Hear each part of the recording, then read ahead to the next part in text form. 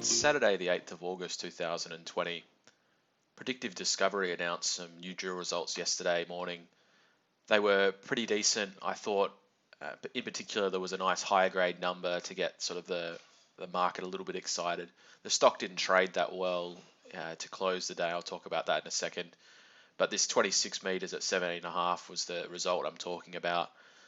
Predominantly in that 6 at 50 grams. I mean, someone asked me about smearing for this from the previous set of results. I mean, there's no detection of smearing here. I mean, obviously this section is the highest grade by far. If you got probably, what's that, about 450 gram meters per ton, sort of in that range, and 300 of it is in this 6 meters. But since we're talking relatively shallow, and then there's two other sections are obviously mineralized, and in between is still above the cutoff grade, which is, that's not smearing. That's all reported correctly. But obviously there is some higher grade sections, which is fine. The rest of the results also were pretty decent in terms of good continuity, 35 at 2.4 from surface, and then the continuation of at 36 at 2. They haven't got the assay for this bit in between, but it's probably reasonable to assume that that's likely to be mineralized, I think, as well, and 67 at 1.7. So another good result from relatively shallow. I think you can see probably the plan view is probably most important. We did get a couple of these hits towards sort of the southern end of the mineralization. I think previously we didn't have many results from this sort of these last couple of 100 meters of this higher grade auger outline. It does seem like it might have kind of ended at these results here. These were part of the release, but that you can see they haven't noted what the grades were there. I think they're in the drill table, but there's nothing of major significance. I think probably around that half a gram per ton sort of range. So it looks like the good high grade core at surface part of the mineralization is sort of ending toward here. So you still got 400 or 500 meters of good near surface mineralization, and then you've got the dipping at depth as well. I think some people have pointed out that maybe they're drilling into the mineralization, drilling down dip, and that looks like it's true that the mineralization is sort of trending toward the western part of the ore body, but they're now going to be drilling across the mineralization from west to east, which is this section I've got here. And I think you can say that it's there's still, even if we've still got high grade results near surface on this sort of line here, and then probably 100 to 200 meters of width to this line here. So I think there's still a very nice wide ore body there at surface, and we're continuing at depth as well. I think I didn't do a video on these results from the week before, but just zoom in there. You can see there these were the diamond holes. The ones I was just mentioning from yesterday were reverse circulation, so not as deep. But these ones, we get 153 meters at 1.5. So I think that's the deepest hole that was done so far, and it was ending in mineralization, I think, as well.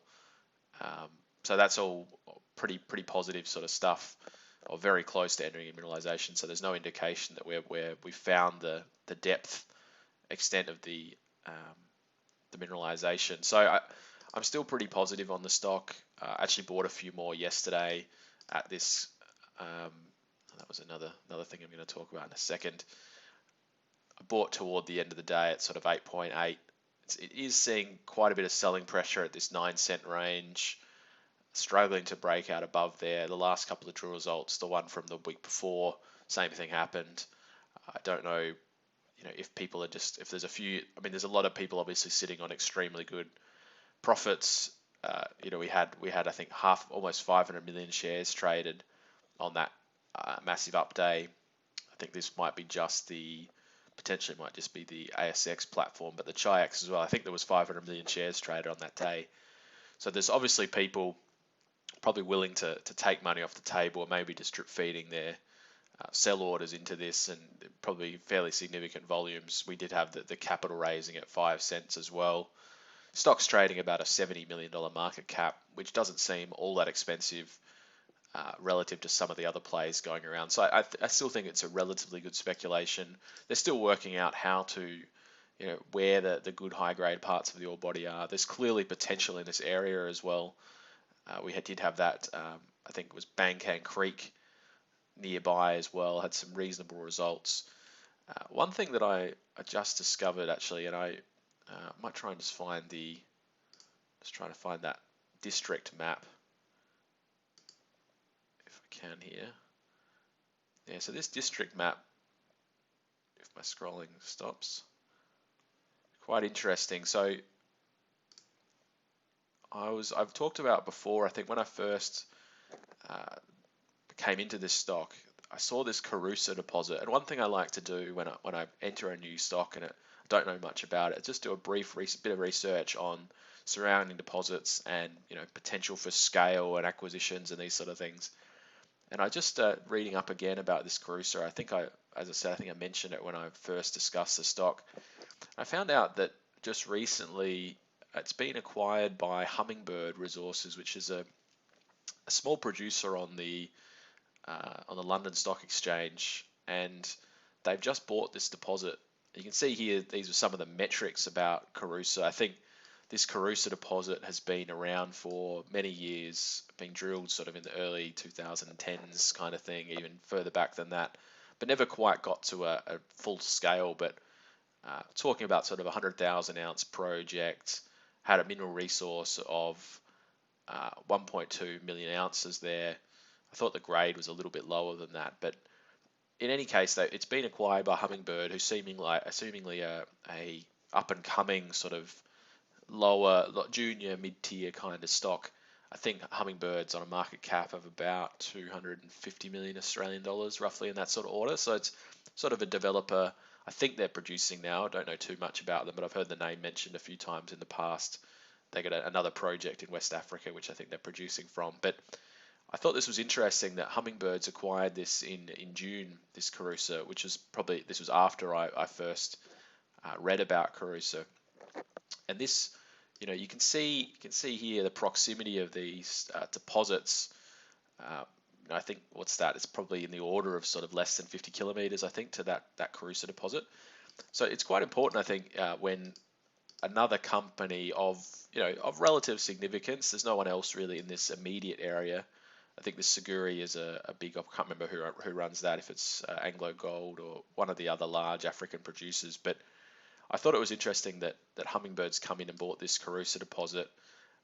You can see there the project has some relatively good metrics at high gold prices and relatively low capex. But it gives an exit potential for Predictive if they can define 1 million ounces here, and there's another 1 million ounces here. Then you get a project of scale, and you have something of value, even if you can't define a project on your own of plus 1 million ounces that you would need to develop a plant. And I think Predictive have said themselves they're not miners, right? They're exploration guys. So it's always good to hear people say that. That's a knowing your limitations kind of thing. It's a different skill set to develop an operation, and having another company nearby, I think, does help. And it shows that this Hummingbird's probably realised the potential there. This Carusa has been sitting there for many, many years, and I don't think it's coincidence that, I think that was owned by a private company now. The stock went bust, this Cassidy, many years ago, or the deposit was changing hands and sitting there pretty dormant. But I don't think it's a coincidence that it's taken Predictive's discovery in Kaninko to maybe spark the interest of Hummingbird. So that was something that I hadn't come across previously, and I just saw it then, so I thought I'd mention it, and probably something to watch how that affects what sort of actions Hummingbird are taking there. And you can see there they're talking about all-in sustaining costs of about $800 US, only a pretty short mine life. Like, I think that 1.2 million ounces, a lot of that might be inferred. So I'll probably keep following that and see how that develops. But going back to PDI itself, I think it's still relatively early days here. I think that the real important stuff is probably the higher grades at depth. these diamond drill results. So yesterday's were only the RC, as I said, so you didn't get that.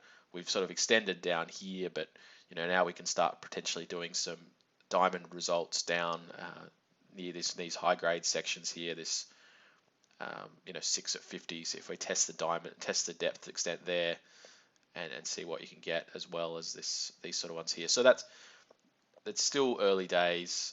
The company's got a reasonable amount of cash, I think.